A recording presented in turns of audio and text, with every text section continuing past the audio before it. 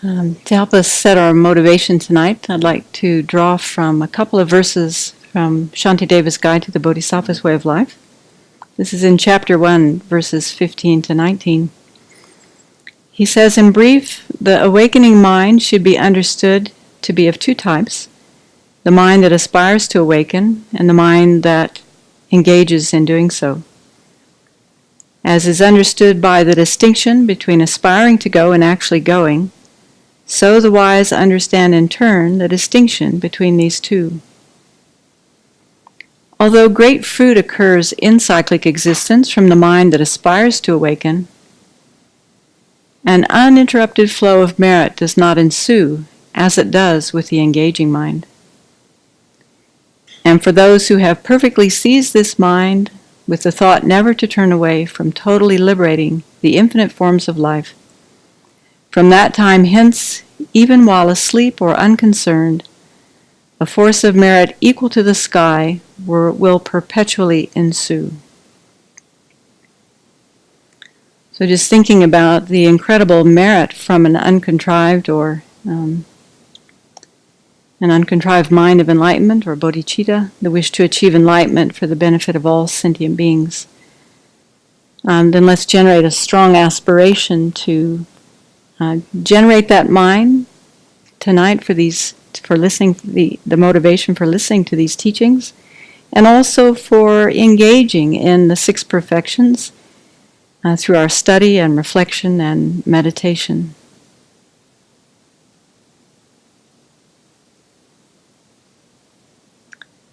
It's been said many times that there's no greater conventional mind than bodhicitta. There's no greater purification for our mind than bodhicitta. It includes all four opponent powers. So reflecting on the suffering and dissatisfaction of sentient beings in the various realms, helplessly under the control of karma and afflictions, unknowingly creating causes for suffering, although wishing happiness. Let's just reflect for a moment how wonderful it would be if they met with peace and happiness.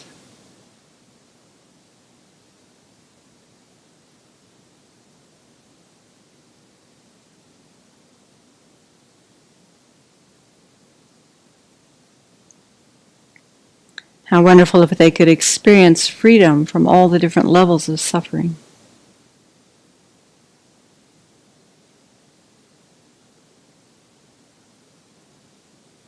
And so to the extent that we can, let's take personal responsibility to bring that about, knowing that now our capacity is limited, but generating a strong aspiration.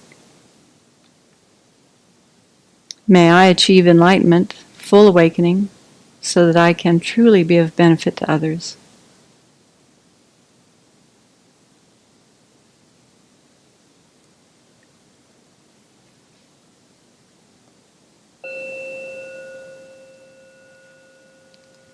Venerable Choden has been involved with the Exploring Monastic Life program the last couple of weeks, and so some of the monastics are filling in with reviews and talks.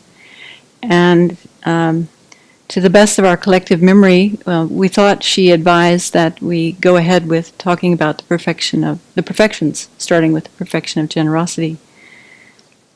So Venerable Simike gave a very good introduction to the six perfections last week, and so tonight let's continue our discussion, at least get started with talking about the perfection of generosity from the Gomchen Lamrim. She may teach it again next week, that's okay.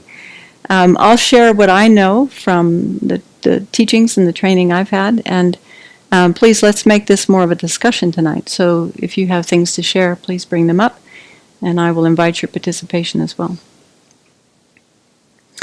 The Gomchen Lamrim doesn't actually say much about the perfection of generosity.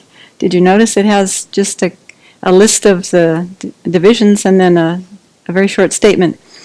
It says, do you need the numbers and letters, or can you find it without perfection? It just says generosity.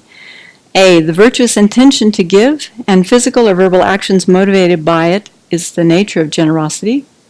B, its divisions are giving, the teachings, and so on. C, the best is to generate the heartfelt thought to give all your possessions to others. Simply overcoming your miserliness is not the perfection of generosity. Understand that when the intention to give is complete, the perfection of generosity is complete.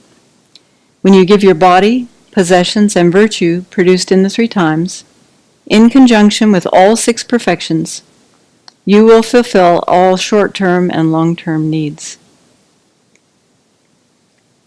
So we can expound on this from other teachings we've heard, and also from the Lamrim Chenmo, other Lamrim texts that we've relied on. So what is generosity? We assume we know what generosity is, that it's giving or sharing with others, right? But here in the great scope of the Lamrim, we're talking about Mahayana practice of generosity, or the perfection of generosity, which is much more than just ordinary worldly generosity. And so when we understand the difference between the two, then we can use that knowledge to create a much greater amount of merit that actually becomes a cause for full awakening. So to begin with, generosity, if we were to say in a nutshell, what is generosity? What comes to your mind?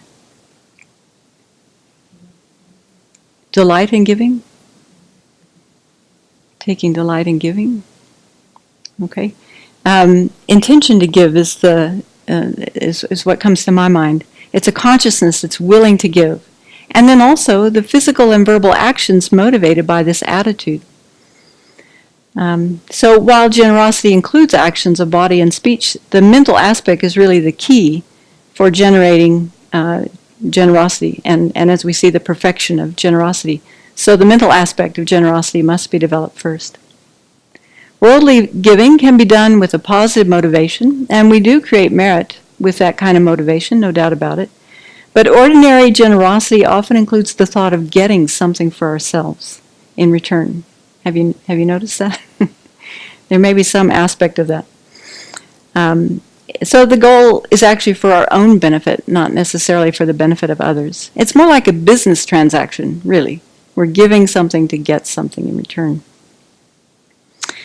So when we give with the hope of getting something in return, although our actions may look like a Dharma practice, it doesn't actually qualify as a Dharma practice.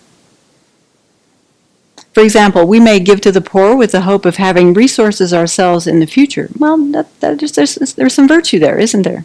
But there's also a twist. There's some attachment as well.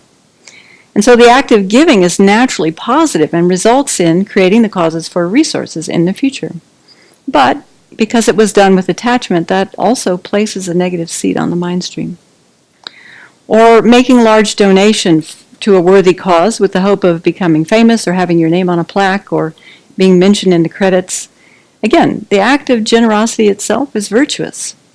That will become a cause, or it is a cause for having resources sometime in the future when all the conditions come together. But again, if it's done out of attachment to reputation, then it's tainted, isn't it? It's mixed with attachment. And so there will be a mixed result. Or we could practice generosity out of fear of being reborn as a hungry ghost. So again, it's still self-referenced. The Buddha said, from generosity come resources, from ethics, a good rebirth. This is a pretty hidden phenomena. It's hard for us to know that directly with direct perception. Lama Atisha is known for saying, they may have resources, but the rebirth will be lower. Meaning that if there is this mixed motivation, if it's motivated by attachment or maybe out of anger, I don't know, could someone give out of anger? I suppose they could. Can we think of an example? If you're constantly being pursued by street people for an offering, you may, out of exasperation, just say, okay, here, take that. That's a good example. Okay. Don't tell me that I never gave you anything.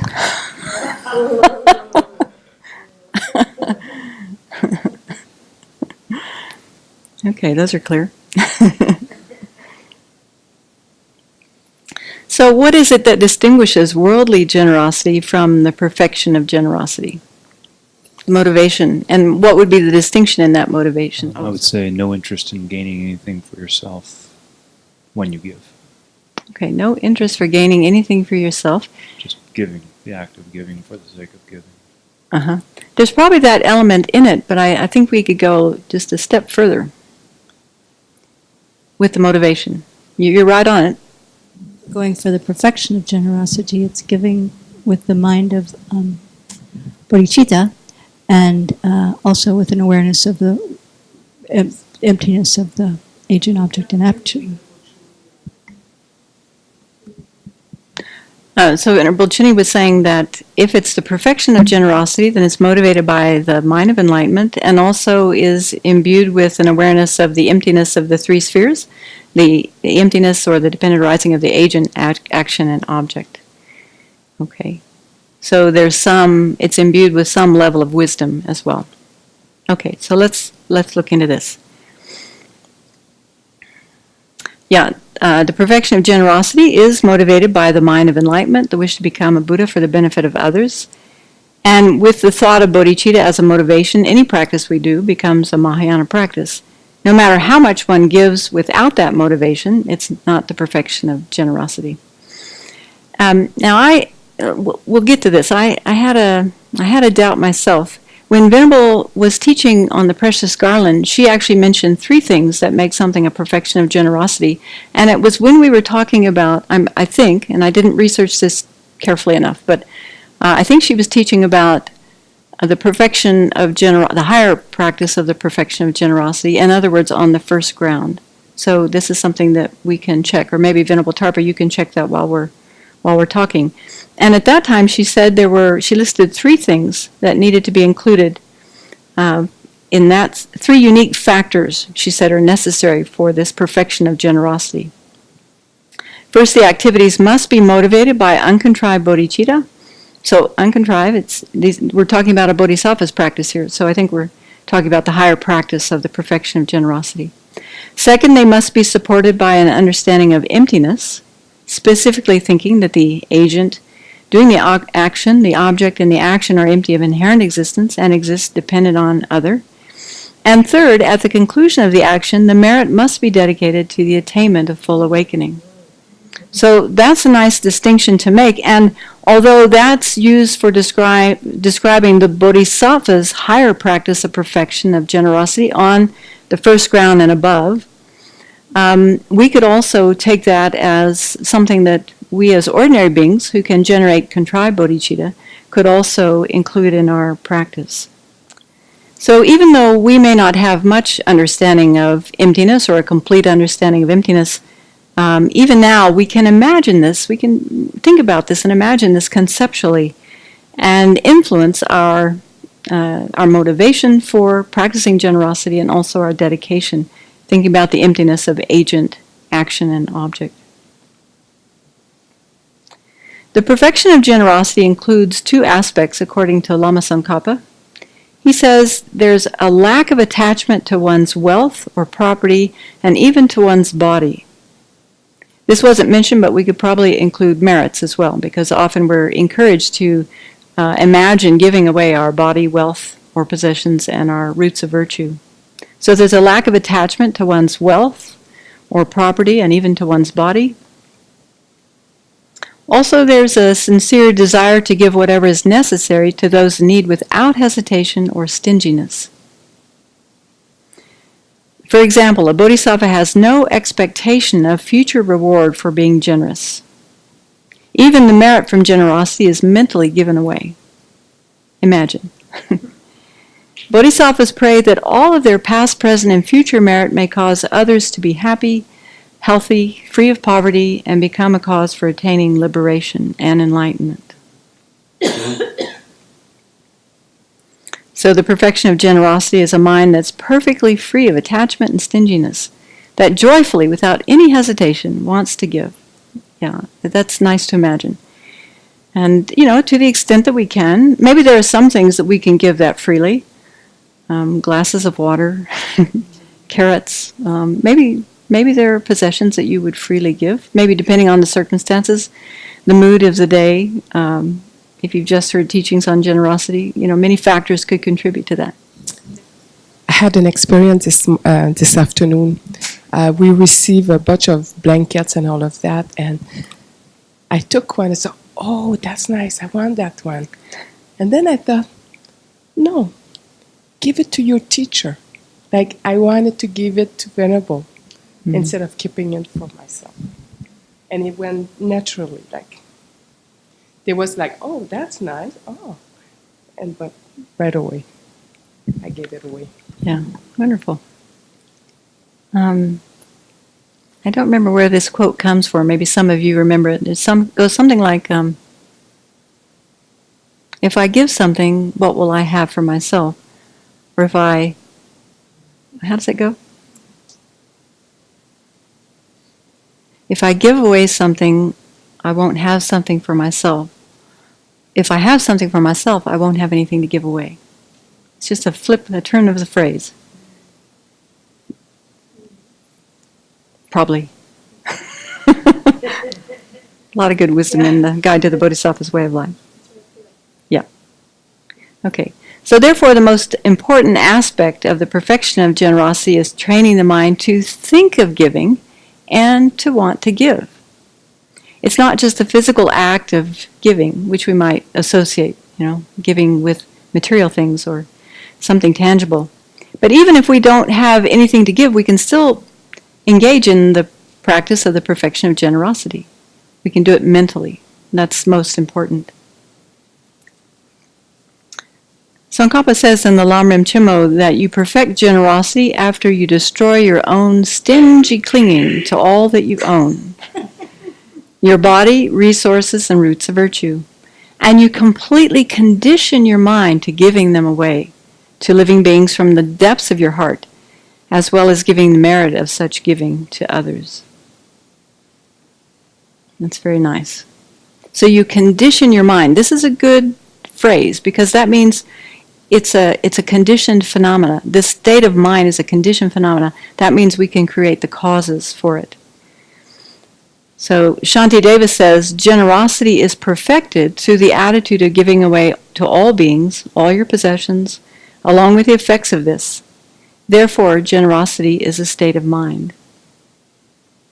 So, for example, someone mentioned recently, and I don't remember who it was, but someone was telling me this story, that they have been on walks with venerable children, and whenever she sees something really beautiful, she'll, right there on the spot, offer it to all the Buddhas. Who told me that story? It was you? I think I talked about this recently because one of the first things I ever witnessed with venerable children was she'd be walking around Seattle and whenever she saw something beautiful, she would offer it oftentimes to the Buddhas, but also she would think about people like inmates who never get to see things like this and wishing they would have this. And then later, in moving here, she would talk about how to, a way to deal with attachment. Like you can enjoy these beautiful things, but instead of your mind going to attachment, just offer them and then you keep it in a more balanced way. The enjoyment doesn't have to go to like craving. Goes to sharing or giving instead. Thank you. When I was looking into generosity, Geshe Sopa has a lot of beautiful verses from all sorts of sutras, but this one touched me really quite a bit. It says, it's from the Compendium of the Perfections. Wealth not given is impermanent. It will vanish. Given away, it becomes a treasury. Essenceless wealth becomes significant when sincerely given to benefit other beings. Therefore, the wise praise generous giving, but childish people enjoy accumulating things. Grasping never prevents anything from being lost. Giving away always brings excellent results. So right now we can take the measure of our level of giving, and it probably changes, doesn't it, from day to day, depending on many factors. But they say that a time comes in a bodhisattva's practice of generosity when he or she can freely give away their own body as if it were nothing more than a vegetable. Until that time, we're not allowed to give away our body parts or our body. But there are many stories of great sages and bodhisattvas giving away eyes and arms and their entire body, which is quite an amazing practice. Can that be explained like in a modern sense? Like giving away your body? Yeah, I think donating a kidney is an example of that kind of generosity, actually. And I think also even the wisdom of the Buddha to have us practice this, even if we don't have the circumstance to actually do it. But then, if we really practice this well at the time of death, we won't have so much clinging, so much grasping. So it's kind of brilliant to me. Yeah, that's a very good point. And in fact, in the 5 powers at the time of death, one is encouraged to imagine, or not imagine, but actually give away all of your possessions. And hopefully you've had them labeled before the moment of death so that in case it happens suddenly, you're ready. Yeah. Thank you.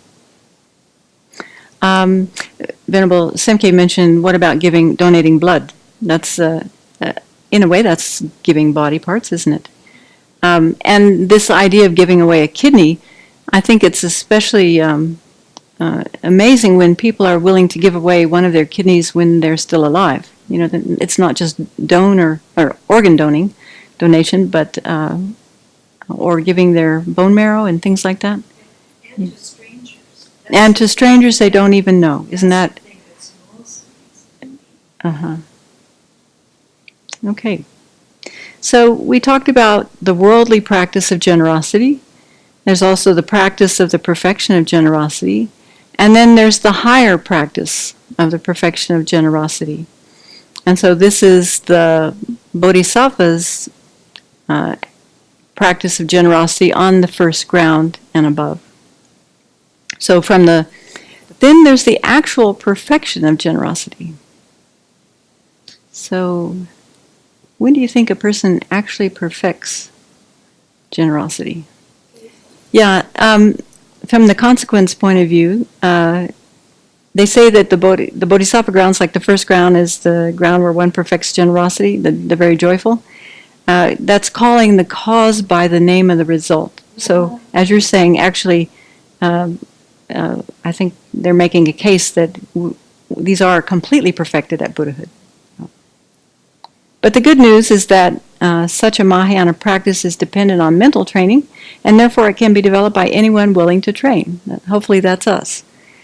If we train in the thought of giving away our body, wealth, and roots of virtue now, we will become accustomed to it. So first we train by mentally giving these things, and then eventually we will actually be able to give them. Okay, so let's look at some of the divisions of generosity. Sometimes these are in different orders. In the Lamrim Chenmo, Lama Tsongkhapa starts with giving Dharma teachings as the first division. So the gift of Dharma is teaching with a bodhicitta motivation, whether it's a provisional teaching or an ultimate teaching. We teach whatever will be of greatest benefit to others, and any teaching that supports others' progress towards liberation or full awakening is giving the gift of teaching. So, for example, this refers not only teaching motivated by bodhicitta, but also, I would assume it includes leading motivations, doing BBC talks, spiritual counseling, writing to inmates, writing books and articles on the Dharma. Can you think of other ways to give by teaching the Dharma? Giving the Dharma through teachings? Recommending books, Venerable Chuni said, and then also people who just want some spiritual advice from a friend to face, just a little bit of spiritual counseling. They just want some help with their practice, or there's some difficulties in their life and they come to somebody and just want a new perspective on what's going on for themselves. So very impersonal, but very face-to-face. Mm-hmm. Do you have something, Rebecca? Go ahead. I was thinking whenever we respond to anyone with compassion. That's a teaching, huh? That's a teaching. Mm-hmm. I was going to say a similar thing, just by living your life according to ethical conduct and loving kindness and compassion. That's a teaching for anyone around to see, like that's a way that I could live too. Nice. It is said that the generosity of giving the Dharma is far superior to giving material things, because one does it so that others can achieve the highest happiness of liberation and enlightenment. Verse 262 in the Precious Garland says, there is no greater act of generosity than to grant to the extremely unfortunate who are bereft of some aspect of the Dharma the happy chance to receive teachings on it. So we're advised to give Dharma according to the time, the situation, the predispositions of the people listening. And as Venerable said, it's a real privilege to be able to share the Dharma, to teach people equally, not just to those who are going to offer a lot of dana. The teachings come from the Buddha, and we're just a mouthpiece, passing on the information. And any understanding that comes due to those teachings is due to the recipient's merit. Their praise is not something to bolster ourselves up with. And so that's a good reminder when we're teaching the Dharma. There's that direct transmission, but I was thinking about, Tracy answers questions on Facebook and puts things up there, and all the people who are behind the scenes working on getting the videos and stuff up. Like, it's a huge little army that people never even see. But the merit also of sharing the Dharma or teaching the Dharma is huge. So a plug for them. All right, then there's the gift of fearlessness, giving protection from fear. Sometimes people fear other people, or fear punishment, or fear being injured or robbed or killed. People fear hunger and thirst, illness, political persecution. Sometimes people are afraid of the elements like fires, floods, tornadoes, hurricanes, earthquakes, things like that. Or maybe fear of wild animals. We've had a bit of that when we've seen tracks of mountain lions on the property or in the snow. We might fear the ripening of our own negative karma. And these days people experience a lot of anxiety, which is based on different fears. So this kind of generosity of providing fearlessness takes many, many forms. Whatever one does to alleviate others' fear is the practice of generosity, of the gift of fearlessness. So what kind of examples can you think of? We bless our feet every morning. Well, that's not really fearlessness, but it's a protection of some kind, isn't it? Because we're trying to protect any little insects that we might step on throughout the day, helping them to get a good rebirth if we should perhaps step on them and kill them. What else are you involved in or aware of giving fearlessness? We had a situation here quite a few years ago now that one of our neighbors had bought a ewe, a mama sheep, and 2 babies, and they were going to butcher them and put them in their freezer. So Venerable and the community at that time went through a process of letting them know that we had gotten very attached to them and that we would like to have them and buy them. So we purchased them, and they were fine with getting the market price for them, and we found a vegetarian shepherdess who doesn't kill her sheep, who weaves. So we've managed to connect Ellen with the animals, and so by taking them out of that cycle, at least somewhat we were able to do that for them. The meat in the store, we couldn't help with that, but we were able to take care of her and her baby lambs and give them a safe home. What a beautiful story. Yeah. We felt, and then Mama Kitty and her 2 kittens, we just took care of them for 2 weeks, and they're now in a no-kill shelter. So to support things like no-kill shelters, really be kind and compassionate, support people who also are compassionate and kind when taking care of vulnerable things like animals. Do you want to mention the name of the shelter in case there are people who can help? Ponderay Neuter and Spay Alliance in Newport, Washington. Great. I think also any time that a person's new to the Dharma and they read something and it scares them, or they get confused and frightened by it, and then by explaining it and helping them understand it properly is one way to offer protection. Any other ideas? There's a certain time of the year when worms come out here at the Abbey, and we're all very careful to watch out for them and move them off the sidewalk. I'm thinking of an example where someone is thinking about their death, they're not knowing when it is or when it's coming, and just listening and providing comfort that way to reduce their fears. Mm-hmm. Great. Okay, so many, many examples. Also, I know in the FPMT organization, there's a strong encouragement to be involved in animal liberation, to protect animals from fear as much as we can, like you say, at least for a short time, the remainder of this life. I think even working for human rights issues, people taking a stand or even giving in support of things like Amnesty International, if you're doing it with that mind, it falls under it. Mm-hmm. When we bless our feet, each morning what I like to think about is being mindful in my movements. And I especially think about it when I'm walking around the turkeys or insects, but especially the turkeys, because they get so frazzled so easily. So I'd like to think of that. Someone online has asked, can our actions be a form of giving fearlessness when we stand up to bullying with confident kindness, showing others that it's possible too? Sounds good to me. Yeah, that goes along with standing up for human rights. Mm-hmm. Okay.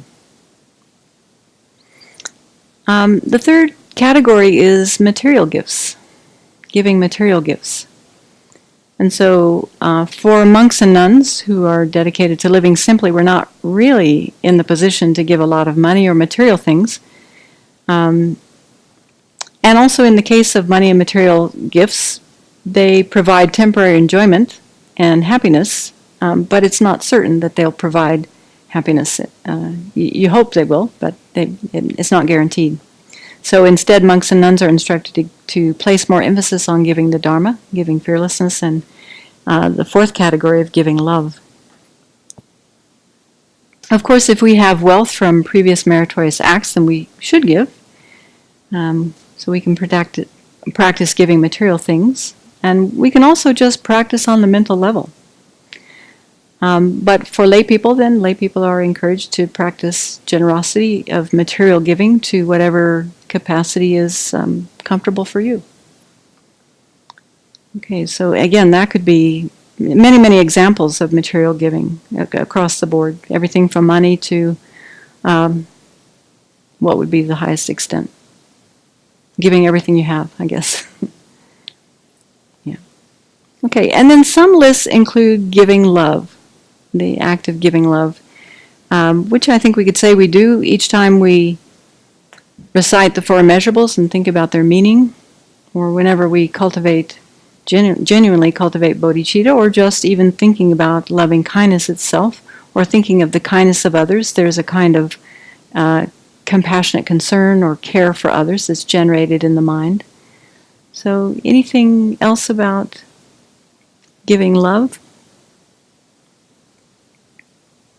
These categories are not necessarily mutually exclusive, are they? Like, for instance, giving love could be similar to giving fearlessness for someone who had anxiety or fear of not being loved, those sorts of things. There's some overlap there. Okay, so that's at least a general overview. Venerable Tarpa? Remember what I was reading, but it really strongly gave me impression. I don't think that's what you said from Lama Tsongkhapa. Let's see. I just get a little confused.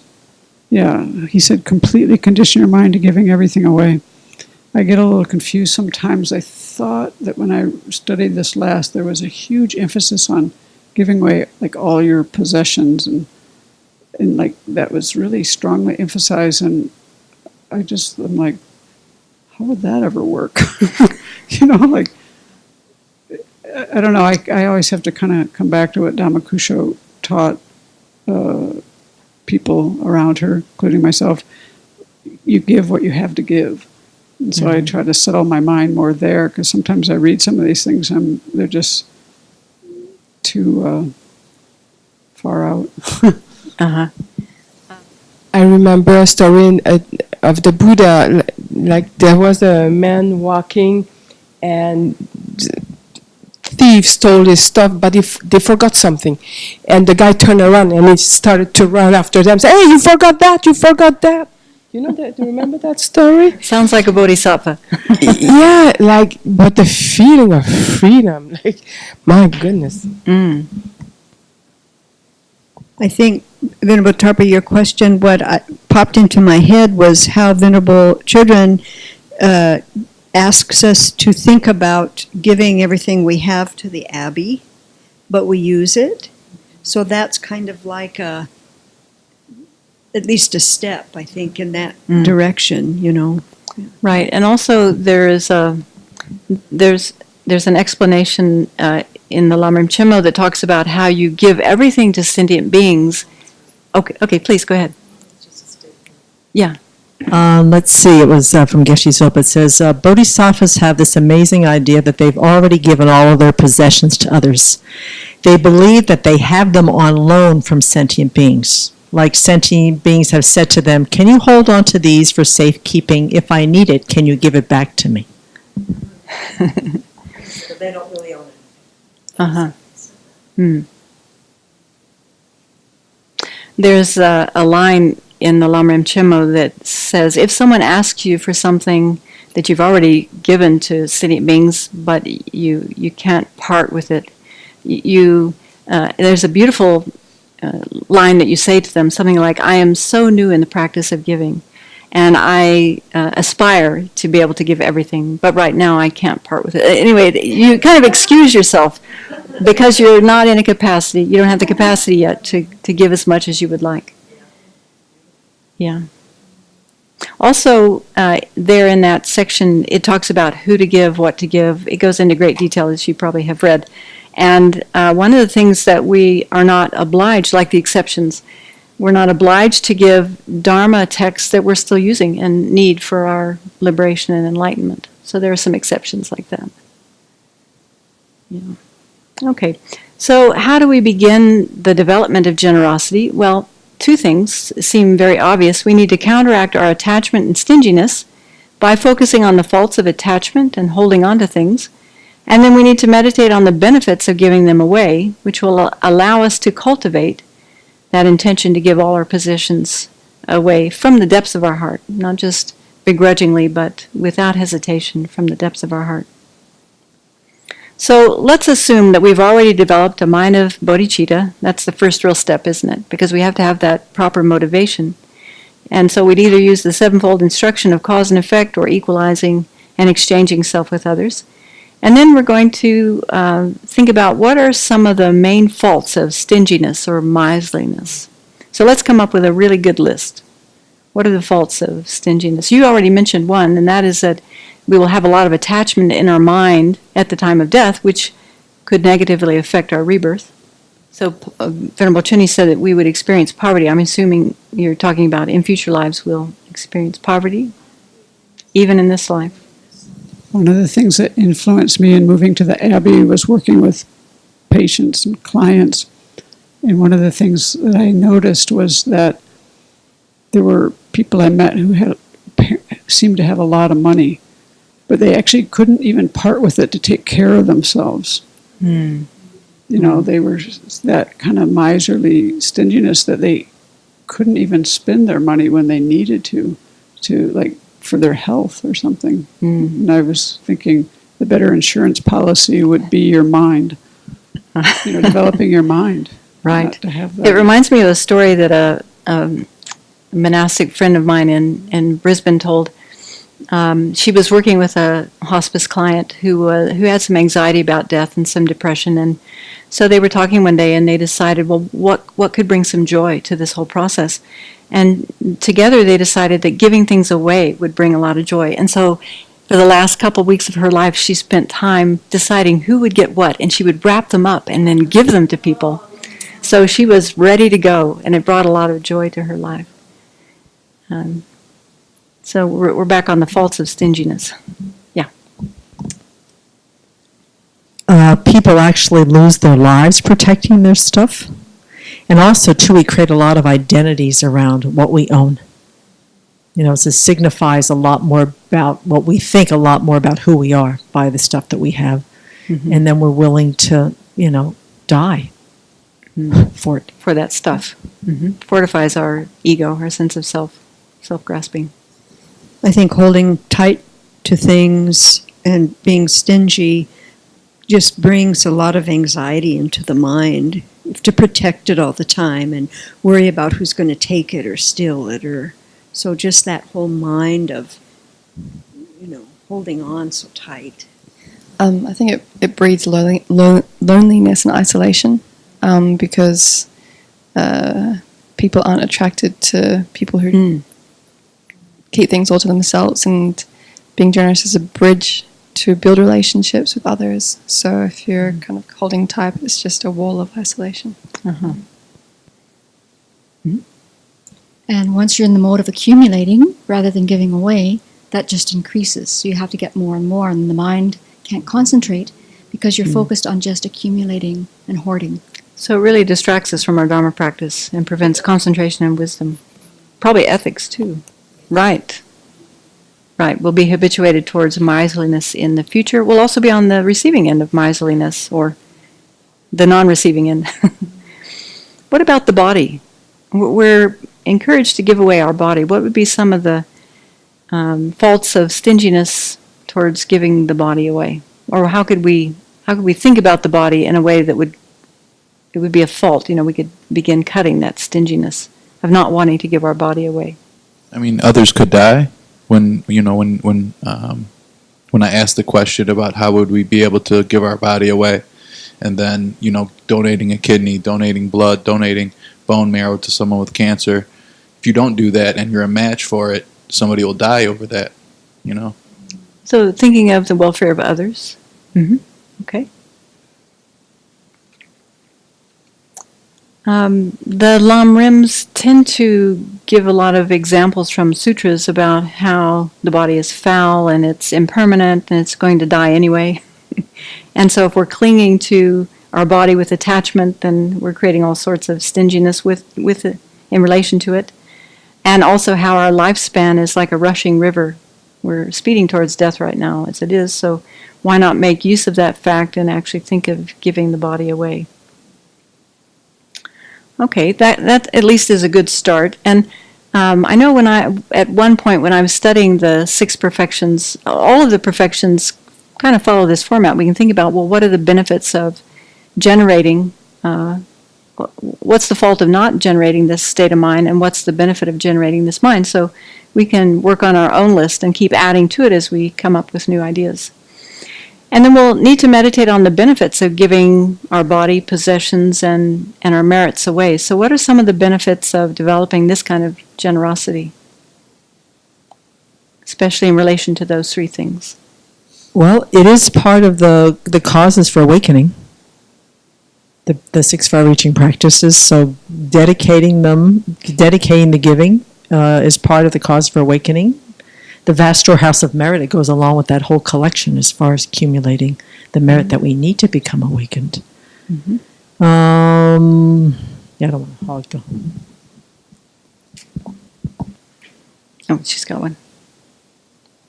It begins to break down the concept of I and mine. Breaks down the concept of I and mine. Yeah. To be more peaceful at the time of death. Mm-hmm. You've already given away the body and the belongings and are ready to move on. Uh-huh. If you don't have a lot of possessions, then there's some benefits that come from that. So even, this may not even be generosity, but the way to get rid of them a lot of times is by being generous. And so people who aren't generous, sometimes if they have a lot of money, they have a lot of possessions. But actually having a lot of possessions ends up being a big hassle. Because most people, when they get older, they can't deal with all these things anymore. They have to, most everyone I've ever met, when they get to a certain age, they have to start paring down. And so it's quite a benefit to be able to give things away. You're not burdened physically, mentally, in many ways. Because when you have a lot of stuff, there's a lot of work involved in taking care of it. It brings joy to the mind. Yeah. Giving is very joyful, isn't it? Yeah, I was going to say the same thing in a very basic sense. Being generous just makes me feel good. Whenever I'm decent to people and I could give away something or give away, service or anything, I feel good inside. I'm happy. I don't feel depressed whatsoever or angry or upset. Mm-hmm. It's one of the four means for collecting disciples, isn't it, or students? Yeah, the first one. And also, maybe it's the same thing, but it opens you up to other people. Opens me up to other people. It opens up the interconnection between people, and so it's like a connecting factor. So it really builds the capacity, I think, for having bodhicitta. And this may be viewed as unintended generosity at first, but when my sister and I were cleaning out our parents' home, if you carefully take care of things and not put them in the garbage and take them to a recycle place, we found that after the first day, people were waiting for us to show up. And just to see these people waiting for these boxes of things that we didn't need anymore, we did have value attached to them, but they were waiting for these things to show up. And so that was very joyful giving. So it's very appropriate to take care of things in a suitable way and not just, put them in the garbage or something. Okay, so anything else about giving our body, benefits of giving our body? I have a monk friend in Australia who has donated his body to science, or to medical science, at the time of his death. And he's seeing that as a practice of generosity. And he's researched the least expensive way for the body to be disposed of. Evidently, you have to have a casket in Australia, so he's going to have a cardboard box. That's the least expensive way you can go. So I've thought about that myself as well. If it really could help, like people learning about physiology for whatever medical science they're training in, it could be a great act of generosity. What comes to mind is when mothers have their children and how they offer their bodies to the birth of the child and are ready and prepared to die during childbirth. And so there's that kind of generosity. Yeah, amazing generosity of mothers. What about roots of virtue? We probably think, oh, not a problem, I'll give my roots of virtue, because we don't. Do we really understand that that's the substantial cause of our happiness? Can you easily give away your roots of virtue, or do you find yourself every once in a while saying, it's going to take me a long time to create more of those?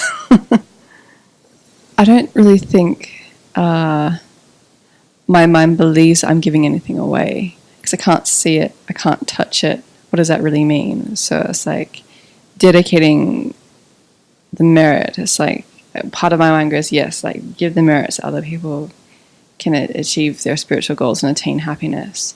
But then I think other part of my mind goes, how does that work? What does that mean? There's doubt in there about, so I think part of me, there's an ease with doing it, partly because I'm not quite sure that it actually happens, if that makes sense. I had a kind of experience one time that I had the thought, like, when I give away, like, I'm connected to everybody. That means, am I giving to myself too at the same time? Because we're all, being connected, like, my goodness, it's like receiving at the same time. A side benefit, huh? It's a side benefit, a perk. Okay. Could I ask you to just get the piece of paper that's on the left side of my desk? There are some more benefits that I wanted to cover, and I just forgot to bring the paper down, so. Any other thoughts? Remembering a couple things that I remember Venerable Children saying. One is that we can't give up our body until we're bodhisattvas for, well, I suppose you don't have to be a bodhisattva to donate your body to science. But I actually talked to her about this once, about being like an organ donor and stuff like that. And I think that because the way things work in our country, if you were like a highly realized practitioner and you were going to use that time when you're clinically dead to meditate, it wouldn't necessarily work, because they need your organs quickly, like within hours. A lot of times to some of the organs, they don't have a lot of blood supply, and they aren't useful after maybe even 6 hours, or I don't even know how many. It's not very many hours.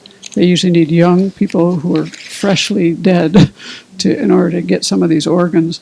So that was kind of something that she talked to me about once years ago that I wanted to mention, because I'm not so thinking that's going to affect me so much, but I think it could some people. Mm-hmm. Okay. These were some of the things that I had written down when I was reading through the Lamrim Chimo. So the benefits of generosity increases our ability to love others. It's a basis for good reputation. It becomes a cause for reaching nirvana and full enlightenment due to completing the accumulations, as you mentioned. Prepares us for death. That helps us to understand that things are impermanent. It helps to reduce or eliminate fear of insufficiency. It's a cause of happiness in future lives to have resources. There's a lot of merit received by dedicating roots of virtue for temporary and ultimate benefit. We obtain merit related to every living being. And so it's very extensive merit because of the bodhichitta motivation and dedication. It enhances our self-confidence and courage. We're emulating the Buddha by giving body resources and virtue. Yes, we develop this attitude that all things belong to others and we're just keeping them in trust. It helps us to gather people. It's one of the 4 ways of gathering disciples. Helps us to understand that being attached to impermanent things and people is senseless. We can develop the thought, I'm taking care of my body, which is owned by others, with these resources which are owned by others. So we're encouraged to do that as monastics when we put on our robes in the morning to remember, these are not mine, I'm borrowing them for the day. I find it a helpful thing when I remember to think of it, that I'm borrowing this computer. It's not mine, and so I better be careful not to spend too much time on the internet for unnecessary things. Okay, then some other faults of stinginess that I had written down. What's mentioned in some of those sutras is that the body, it really emphasizes how the body is unclean, the body is foul, and that life is like a rushing mountain river. Body and life are controlled by karma, devoid of independent self. I wonder how that's a fault of stinginess. Maybe because we're, like you said, we're clinging to a strong sense of self. Attachment to body resources and merit causes wrongdoing, leads to miserable rebirths, and also the concordant causes.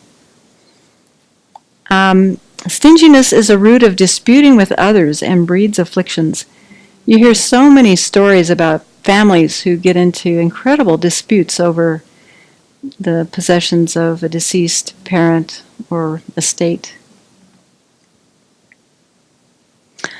Also, in this vein of the perfection of generosity, then we create afflicted downfalls if we use food, clothing, etc. for our own welfare as part of our bodhisattva practice. And we create a minor, non-afflicted downfall if we use resources for one particular sentient being. I have to check that to see what that's about. So then, as it mentioned at the beginning, we need to practice this perfection of generosity with the 6 perfections, all 6 perfections. And we went over this when we studied this section in the Precious Garland. So we practice the generosity of generosity by dedicating the merit of generosity to others' welfare, and also by encouraging others to practice generosity. And as someone mentioned, one of the best ways of encouraging others to practice generosity is to be generous ourselves. The ethics of generosity is giving ethically with bodhicitta motivation. The patience or fortitude of generosity is while practicing generosity, we're being patient if others should abuse us or criticize us in our action of generosity. And also the patience or fortitude of bearing hardships in practicing generosity. The joyous effort of generosity is taking delight in generosity. And then concentration is one-pointed attention on generosity with bodhicitta. And then the wisdom aspect of generosity is remembering that the gift giver and recipient are all empty of inherent existence. So we as ordinary beings certainly can practice the perfection of generosity now with our, I'll speak for myself, with my contrived bodhicitta. But we can also be inspired by considering bodhisattvas who have developed uncontrived bodhicitta and are on the first ground. This is where they begin perfecting generosity. They have a sense of urgency to bring all sentient beings to lasting happiness and to full awakening. And so to do that, they know they need to create an incredible amount of merit, which will be the cause for their awakening. And so when they even hear the word, or they hear someone say, give, please give, or give to me, it brings incredible joy to their mind. They say that the joy, the bliss, is even greater than the bliss experienced by a Hinayana Arhat. That's just by hearing the word, because it's an opportunity for them to create causes for full awakening. And so it creates inconceivable joy in their mind. That's why the first ground is called the very joyful. Also at that stage, their body is in the nature of mind. And so they won't experience suffering from giving away their body. And probably not their possessions either. If you had a direct perception of emptiness, probably you'd see the emptiness of all those things that you still own or are using, and it wouldn't be a problem to give it away if someone really needed it. Okay, so that's what I had prepared for talking about generosity tonight. Are there any other comments or discussion points, questions? An experience just popped into my mind that I forgot about. Many years ago, I went on a retreat that Venerable Children was giving, and it was when I was very early in the Dharma. And I think many of the people there were very early in meeting the Dharma. And the retreat was over Christmas. And when we all woke up in the morning, she had put a little candy bar, a little chocolate bar, by everybody's pillow. And that was such a little thing, but had such a huge effect, of that kind of generosity, just such kindness, that she understood that, I certainly was like, what am I doing here when, everybody's celebrating Christmas, So I guess my point is that it doesn't have to be such a big thing. It can be something very small in the grand scheme of things, and very profoundly affecting a person. Mm-hmm. Yeah. Nice. Yeah, even the generosity of giving a smile is a small thing, but a big thing at the same time, isn't it? Could you speak more about the generosity of giving merit? Just like your understanding of how it works and how you approach it, and let's see if I can say anything, and others please pipe in.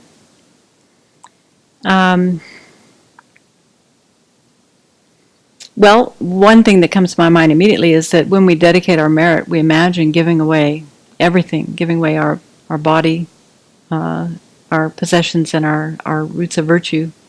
And because we're doing it, we're giving it to all sentient beings, then that becomes an incredible accumulation of merit just right there, as well as dedication. I'm trying to think where in our practices we actually see that. When we offer the mandala, objects of attachment, aversion, and ignorance, friends, enemies, strangers, my body, wealth, and enjoyments. There it is. So when we're doing short mandalas, we can, as clearly as possible, imagine actually giving those things, being able to give those things. But also when we're working with building up the long mandalas, then we can take more time to really think about what that means and maybe even multiplying our bodies, multiplying all of our resources, filling skies, making it a very extensive kind of offering. Roots of virtue, they're not tangible, are they? But I think we can connect with this idea of, if I actually could take this out of my mind stream and give it to someone and start fresh, I would be willing to do that. So we can't give our merit away. We can't do that. We can't take on the karma of our suffering children. We can't take on, that's impossible. But the mind, as you've said, if I could do this, I would do it gladly.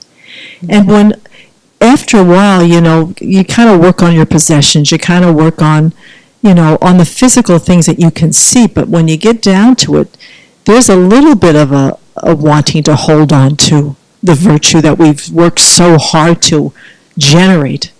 And that, I think, is one of the most beautiful, subtle givings, is just to be able to train a mind that says, this too I would give if I could to all beings, in order to help them create the causes, to help them have the circumstances to practice and meet the Dharma, whatever I could do. So I think it's this powerful mind that would be willing to do that. But to have doubts about, can I do it or not, I think it's not possible. Yeah, that's a good point to make. It's actually not possible to give away our virtues. Yes, like Tonglen. It's a mental practice, and yet it benefits our mind greatly, especially when we think of such a large field of merit. But also, when I find that little bit of stinginess coming up, or that doubt, like, would I really be able to give away all my roots of virtue? I think, well, I'm in such a fortunate position that I know about karma, and I can generate more merit. I mean, it's taken me a long time to get the tiny little bit I have, but I also understand a little bit about how karma works. So if I had to start from scratch, in those moments when I really feel open-hearted, I would do it. Yeah. When I think about giving everything, there is a sense of self-confidence that I will be taken care of anyway. It really struck me when Venerable Children shared that when she started the Abbey, it came clear to her that if I practice well, I would be taken care of. Mm-hmm. And the Buddha has said that. Yes. So for me, what comes up is a self-confidence that